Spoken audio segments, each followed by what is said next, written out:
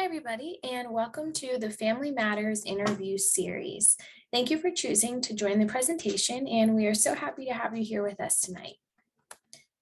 A few reminders that all lines will be muted throughout tonight's presentation. So if you have any questions, you can enter them into the chat box, and a member of the BCAT team will respond to you within 2 to 3 business days. Tonight, we are going to hear from Dr. Melissa Tanner to discuss the topic, "My loved one seems more confused, and my primary care doctor is recommending a neurocognitive evaluation. What information will this provide, and how will it inform next steps?" Dr. Tanner is very active as a researcher and educator at BCAT. She has published research on cognitive assessment and cognitive interventions. She is also the Director of Education and Analytics for Counterpoint Health Services. After earning degrees of distinction in psychology from Harvard University and American University, Dr. Tanner joined Counterpoint. As an original member of the company, Dr. Tanner has helped solidify the company's commitment to evidence-based care through development and validation of regularly used assessment tools and dissemination of materials to staff and facility partners, outlining advancements in the field of geriatrics. In her role as Director of Education and Analytics, Dr. Tanner frequently creates and provides trainings to facility staff and Counterpoint providers on a variety of topics ranging from management of difficult behaviors to trauma-informed care. Joining Dr. Tanner is Lynn Young, the Vice President of Operations at Mansbach Health Tools. Let's get started. Hi, everybody. Welcome to today's Family Matters. We're really excited. We are joined today by Dr. Melissa Tanner. She is the Vice President of Compliance and Analytics for Counterpoint Health Services. Dr. Tanner, welcome. Thank you, Lynn. I'm very happy to be here today. Excited to talk to everyone about neurocognitive evaluations. Great. We're excited to have you. So, speaking of that neurocognitive evaluation, I know that's probably just part of what you do in a typical day or a typical week. Can you tell our audience a little bit just about yourself, your clinical background and your role over at Counterpoint Health Services? Absolutely. I'm a clinical psychologist. I specialize in assessment and care for older adults. I've worked with Counterpoint since 2013. So that was when I first obtained my psychologist license. And I've been with Counterpoint for the entirety of my career. In my current role as Vice President of Compliance and Analytics, I stay abreast of developments with CMS, which is Center for Medicare and Medicaid Services, to ensure that the company adheres to government regulations. But I also follow trends in research and practice to help ensure that the Counterpoint approach to care is both innovative and evidence-based. But one of the things that I like the most about my job is that I get to wear a lot of different hats. So in a single day, I might be providing an educational in-service to nursing home staff. I might be conducting research and analyzing data, and also assessing and treating patients. So I get to kind of use all sorts of different skills in my one job here. Awesome. I mean, I know it's nice when you get to do a little bit of everything that you love. So thanks for sharing. We're going to talk today mostly about the neurocognitive evaluation process. So I know that's a big word, and it can seem overwhelming to families when they, discuss with their primary care practitioner. Maybe they need some type of more formal assessment to kind of get a handle on maybe some of their changes in memory, or if they have a concern. Can you tell our families a little bit about, what is a neurocognitive evaluation? What's the process for, being able to obtain such an assessment, and, what is it really all about for them? Absolutely. I think you're absolutely right. It's a big word. So there's a lot to unpack. In my job, I do complete quite a few neurocognitive evaluations. It's essentially a non-invasive way to see how the brain is functioning. So without imaging an MRI, we can actually examine the brain's functioning by observing how a person performs on certain tasks.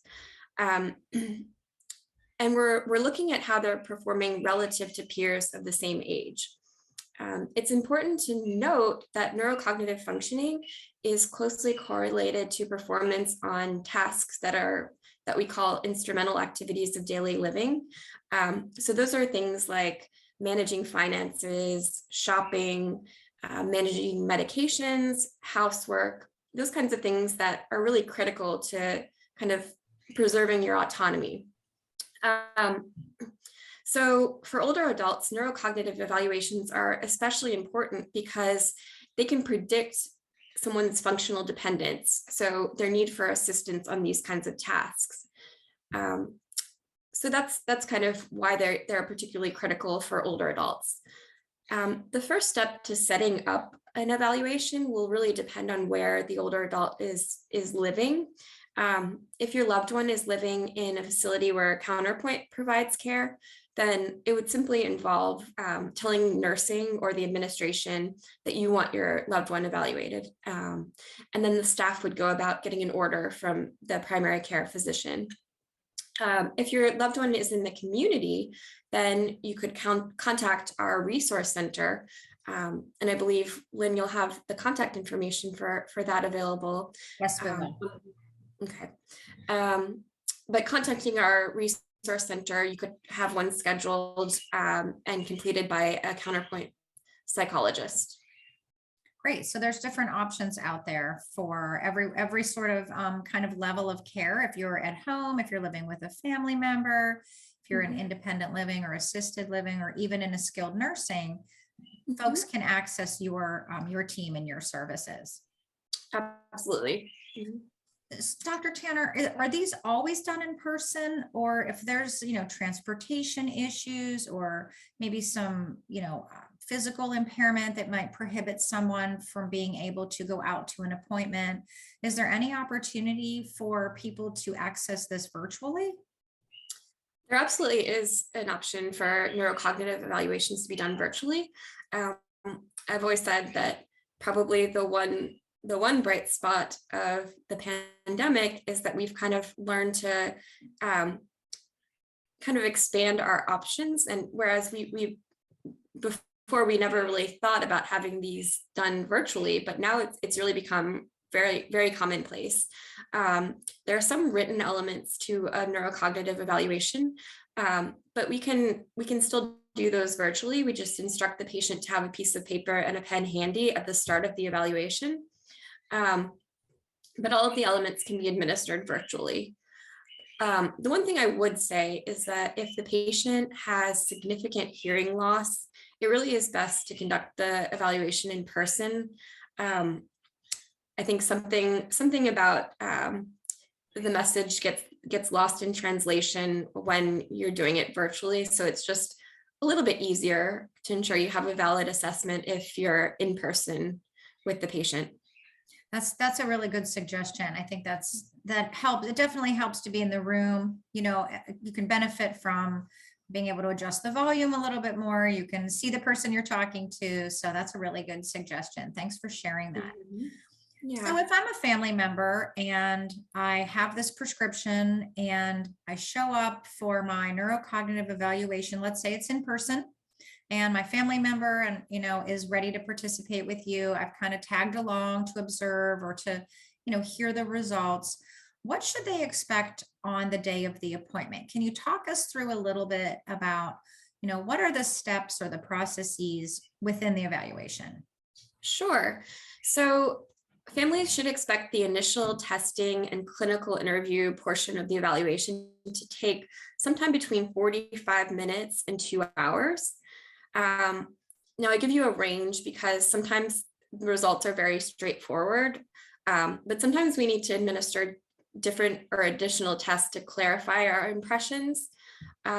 Also, sometimes there's a long cognitive and psychiatric history that we have to explore, and sometimes there isn't. So it really does depend, but that initial session, we're going to be obtaining the history from the patient and then administering several tests. And then once that's concluded, the psychologist or the provider has to score and interpret the testing. So we do that, and we integrate the data and into what we call a neurocognitive report, which is very detailed. And typically, that we take up to a week working on that, and schedule a follow-up session for a week out. Now, during that session, we can either do that virtually or in person, and we'll review the results with the patient and the family and provide recommendations. Okay, sounds pretty comprehensive. It is. You mentioned some assessments for the families out there that maybe haven't observed any type of assessment or aren't sure what kind of testing that includes. Can you describe a little bit, what are you looking for in these assessments? Are there certain skills that you're looking to assess? And if so, kind of what are they? What are you really looking to determine when you do these assessments? I'll kind of, I guess, talk broadly and then more specifically. So we're looking for global cognitive functioning, which is kind of their overall performance. As I mentioned, that's closely correlated to their functional performance, or their ability to perform these everyday activities of daily living. So we can get their global cognitive functioning, but also specific cognitive skills like short-term memory, practical judgment, attention, spatial skills, problem solving. And we do that through, as I said, a battery of tests. And but also we will integrate information from the medical provider. So before the evaluation starts, we ask the patient and the family to fill out an intake form, and that has all the relevant info, including any cognitive concerns the patient has, maybe cognitive concerns the family has, whether there's a family history of dementia, current substance use, current medications, and any current difficulties with activities of daily living. So we review that history, as well as any information from the primary care provider. Also, any relevant neuroimaging. So sometimes the patient will have a report from a neurologist. So if they had an MRI, and that helps us kind of pinpoint where deficits, which areas of the brain may be affected. And so there are functional correlates to the neurological deficits that we see. So that kind of helps us have a greater understanding for where these deficits may be coming from. For this period where you're interviewing the patient and maybe their family is kind of sitting alongside them to help answer questions, do you find it's helpful to have families join in just in case they need to fill in the details or provide some backstory or history about sort of their medical course? Or I know sometimes when people are referred, it's because they're having a memory impairment or a change. So I imagine it would be helpful to have a family member attend this session so that you could get a really nice, comprehensive history. Do you find that helpful? Oh, absolutely. Yeah, that is critical. Ideally, we would be able to interview both the older adult and the family member, or if there's a caregiver that's with the older adult throughout the day, that's an ideal person to talk to. Now, how much time we spend with the older adult versus the family member depends on the degree of cognitive impairment. But it is, as you were saying, it's important to understand both the patient's concerns and their awareness of their own impairment, as well as the family member's concerns, because those typically are more objective if somebody has some degree of cognitive impairment. We need the patient's medical history and family history, and sometimes they're not able to provide that, and so in that case the family member is really, their insights are really important. But it's a great point for the families listening today that they're welcome to attend this appointment. You're not overstepping or seen as, it's not a barrier to your loved one getting their evaluation. It could actually be really helpful and a Mhm. positive if you have the time to join in and attend. It is, yeah, and we'll get the consent of the patient ahead of time, um, especially if they're their own decision maker. But in terms of making a comprehensive assessment, the family member's input is critical. Yeah, that's really good for us to hear. Mhm. So after you've done your interview, you've gathered some of the information from their medical history, you've talked to the patient, you've talked to the family, you've done your testing, you have that extra time that you mentioned to sort of go through your test results, pull everything together into that report. At that time, you're kind of ready to reconnect with the patient and the family and go over your findings and kind of share with them how their loved one did on the specific tests. Can you tell us a little bit about that meeting? What all is included in going over the test results? What kinds of information are you sharing when you have the time to reconnect? Um, yeah, so I will typically go through all of the results, the entire report with the older adult and their family member. Um, we provide feedback, or I like to educate them on the tests that I've performed and kind of what specific items correlate to which skills. So for instance, I'll say, I asked you to do this clock drawing test. You drew the clock, and that helped me understand your visuospatial skills. Or I asked you to pair up numbers and letters, and you had to go back and forth between a list of numbers and a list of letters. And that helped me assess your executive functions, and that helps me understand how you are able to go back and forth between two different sets of information and hold on to this instruction while also trying to integrate this instruction. And I'll explain that to them and talk about their relative strengths, if focus on some things that they can hold on to as preserved strengths, as well as some areas in which they may need some extra assistance. So I try to frame it in a positive way so that they understand that they can focus on these areas in which they have preserved skills, but also look at the areas in which there may be impairment as opportunities to kind of work on skills, develop compensatory strategies, and perhaps do some cognitive exercises to work on those areas. Try to frame it in a positive way. I really like your comparison, how you take them through what the test was for, what the skill is, and then what that means, right? For just day-to-day life, like where that skill might show up in your routine or your day. So that makes a lot of sense. I think that would be helpful for families to kind of connect the dots between what the questions were all about during the test and really how does it apply and where will I see these deficit areas or these impairments in everyday tasks and routines. So I really like to hear that description. I imagine this is a lot of information that you're sharing with a family member and with an older adult. You probably do this all the time. What kinds of questions typically come up when you're doing this meeting with the families? Are there any specific questions that people ask or any clarifications that they need around the results or what it really means for their loved one?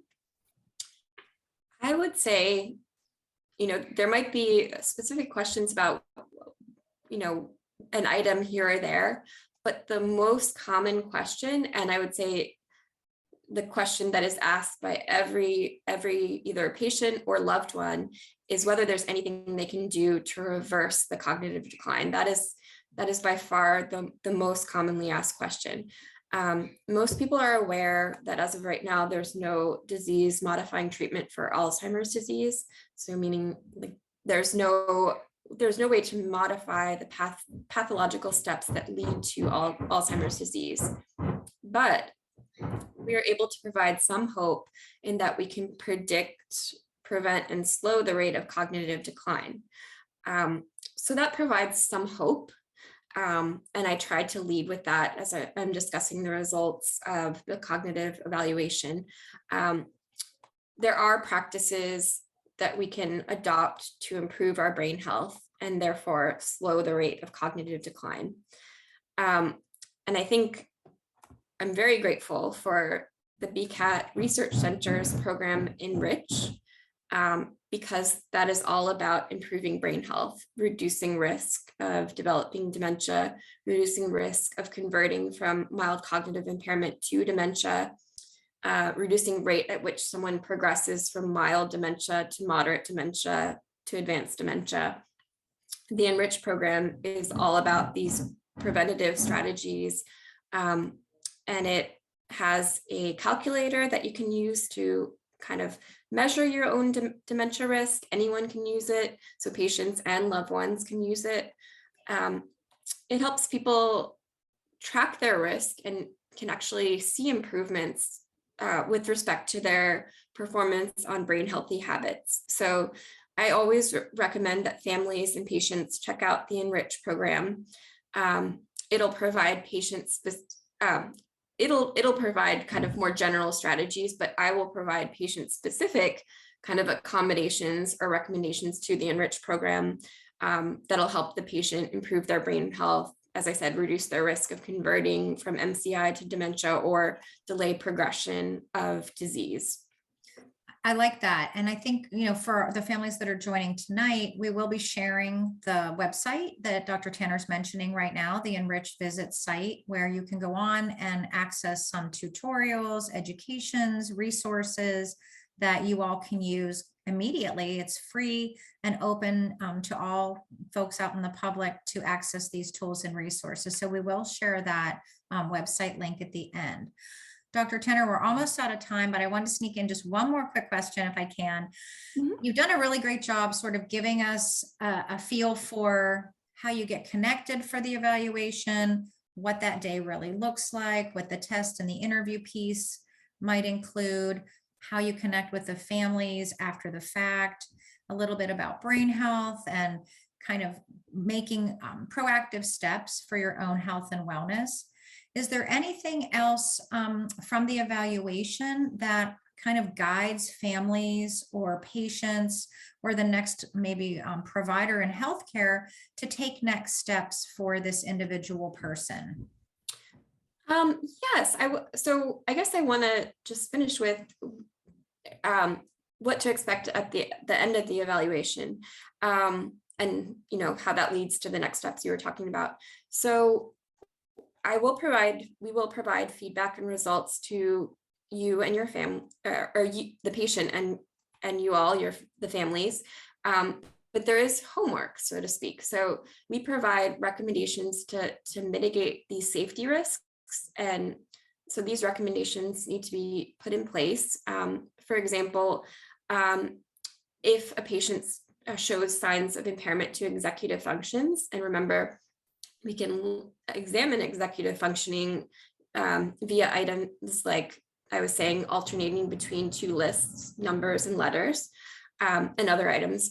But if I do detect signs of impairment to executive functions, I might advise that the family dole out pills into a pill box at the start of the week to ensure that medications are taken as prescribed, because that's a skill that involves executive functioning. You need to be able to kind of separate and pills and figure out which pill is for what time of day, which day. And so I might recommend that the family uses a pill box and maybe a reminder system. Or if a patient has more significant signs of impairment, the recommendation may involve an increase in amount of care provided during the day, increase in supervision, or perhaps a residential transition.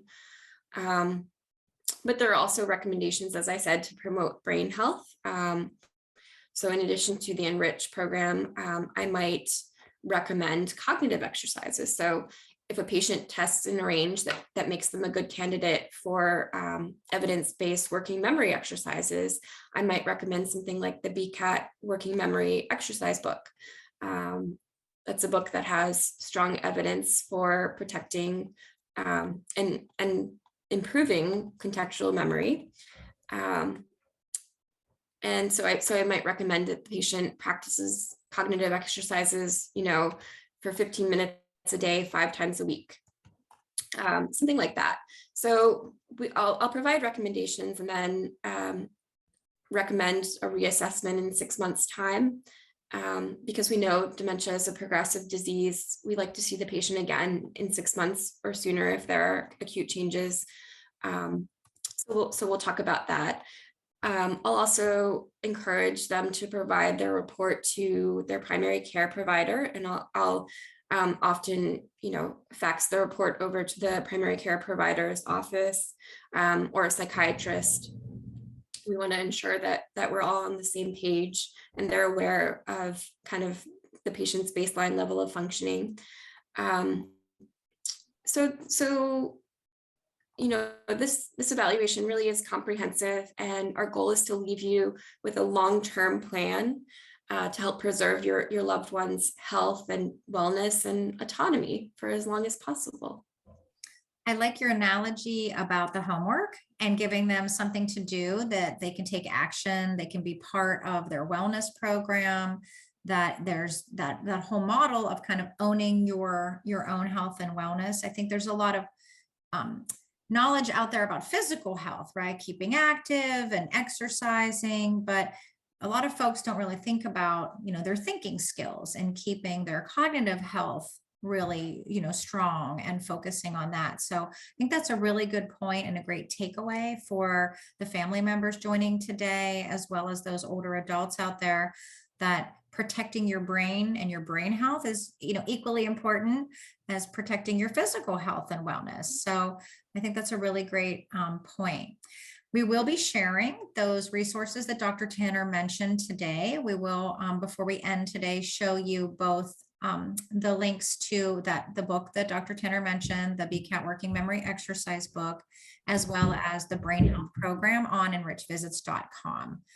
We thank you so much for taking the time to join us today and to share all of this information and your expertise about evaluations. I think this is really helpful. Kind of takes the mystery out of, you have to have an evaluation. It seems pretty straightforward, pretty simple, and families are really encouraged to participate. So having them being welcome into the process, I think, sets people's mind at ease. They're going to be there every step of the way. And that follow-up is nice to know that there's the time spent with family members to be talked through the results and to be given an action plan, because I think that's sort of where folks struggle, is they don't know what to do next. So having professional guidance that gives them the next steps is really critical to that success or failure for their loved ones. So great information. Thanks for taking the time to join us today. It was my pleasure. Thank you. Thanks so much. Everyone stay tuned for those websites, and thanks so much for joining Family Matters. All right, I hope everybody enjoyed Dr. Tanner's presentation. This website that you see up on the screen now, enrichvisits.com, I'm sure many of you are familiar with this. This is where you can locate some of those resources that Dr. Tanner mentioned, the Enrich calculator, the Enrich bookstore, and that's where you can find the Working Memory Exercise book home edition. And if you're not already, this is where you can subscribe to our Enrich Brain Health program. I also wanted to mention the resource center that Dr. Tanner brought up in the beginning. That is an email address. It is resourcecenter@counterpointhealthservices.com. And you can reach out to that email to learn more about scheduling a neurocognitive assessment. If you are interested in more information from the BCAT Research Center, you can follow us on Facebook, Instagram, Twitter, and LinkedIn. And here are those links. If you have any questions, again, you can type them into the chat box and a member of the BCAT team will respond to you via email within the next 2 to 3 business days. Just want to thank everybody again for joining tonight's episode of the Family Matters series. And we hope to see you again for our next episode in August, entitled The Benefits of Home Modifications. Learn practical tips for modifying key spaces in the home to create a safe environment for your loved one. I'm going to stay in the meeting for a few more minutes just in case anybody has any questions. Here are some of the other episodes we have coming up in the fall. And otherwise, I hope everybody has a great night.